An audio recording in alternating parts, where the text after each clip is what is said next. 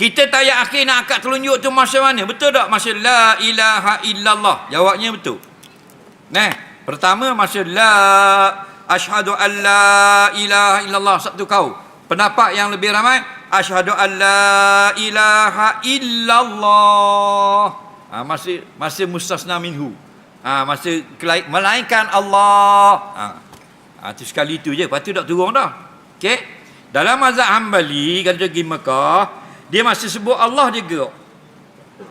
Dia gerak masih sebut Allah.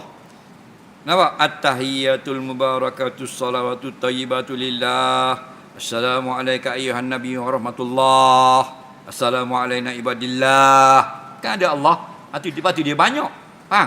Dia banyak. Ada kata. Tu tak tahulah mazhab mana. Dah, ada orang Malaysia dia pergi. Dah, pertama kali pergi Mekah. Hak Arab tu duduk belah dia. Kata. Oh, wak gini kalau begitu. Dia pun balik jual burung kata. Dah apa? Ngaji tak mau. Jangan. Mazhab Hambali masya Allah gerak gitu. Masya Allah. 5 kali sebut Allah, 6 kali sebut, 6 kali gerak.